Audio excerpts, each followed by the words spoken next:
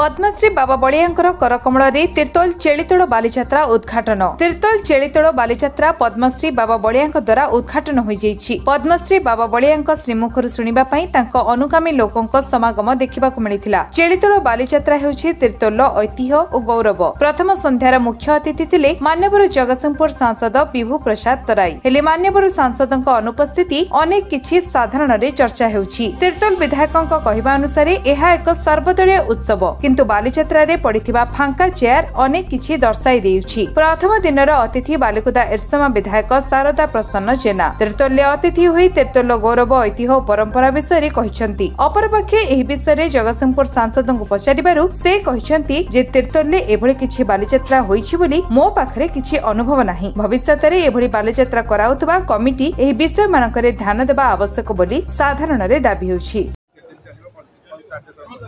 निश्चित रूपे मु समस्त को धन्यवाद देवी। आ सर्वप्रथम मोर पूज्य बाबा बाबा पद्मश्री श्री श्रीमद बलिया बाबा को मु मुंडन प्रणाम जनइबी।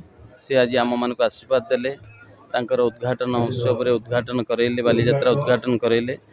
तेणु आमको आशीर्वाद दे गले। आम सहित आमर विधायक शारदा भाई भी आछंती।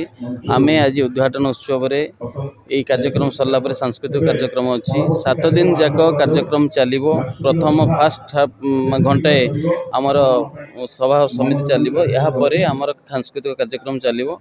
तेणु मु आपण माध्यम समस्त को अनुरोध करी समस्ते आसतु, दलगत निर्विशेष चेलीतोड़ बालीजात्रा समस्ते आसिक सहयोग करंतु, समस्ते आसिक कोऑपरेशन करंतु एवं समस्ते आसिक जोग दियंतु एवं एंजॉय करंतु।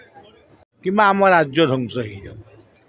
धरतु आमर तीर्तोल पारादीप बा आमर विभिन्न अंचल बीजेडी संगठक माने आसीचंती, विधायक भाव में बीजेपी आसीचंती। केही केबे चाहिए नहीं तांको निर्वाचन मंडली गोटे खराब हो जाऊ कि किसी हो, किंतु सेमानकर उद्देश्य महत्व। किंतु आमर दोष होउची केवल दुर्गुण को देखिबा, सुगुण को प्रत्याख्यान करवा। तेणु सेमाने सेवक, समाज सेवक, सेमाने सेमानकर सेवा को आम उत्साहित करवा नितांत दरकार।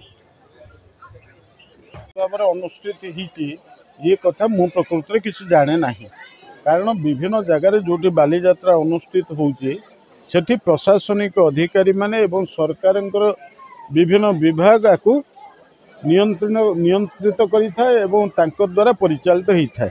तीर्तोल रे ये जो बालीजात्रा अनुष्ठित होती ये प्रकार घटना किसी होती बोली मोर अनुभव नहीं। तेणु से संपर्क में मोर कौन कमेंट देवार आग्रह ना। चेलीतोड़ बालीजात्रा गोटे ऐतिहासिक बालीजात्रा। चेलीतोड़ बंदर जो बंदर इतिहास कहूँ से बंदर साधव पुओ मैंने ओडिशार नौवाणिज्य को सुदृढ़ करने को जाभा, सुमात्रा, बाली, सिंहल भली द्वीप को परिभ्रमण करते। ता सहित ये अंचल नौवाणिज्यर गाथा को स्मरण करने आज तीर्तोल माटीर मान्यवर विधायक रमाकांत भोई नेतृत्व में तथा समस्त उद्यम जो चेलीतोड़ बालीजात्रा महोत्सव अनुष्ठित होउची, दीर्घ 22 वर्ष धरी अनुष्ठित होउची। निश्चिंत भाव में यह गोटे स्मरणीय घटना।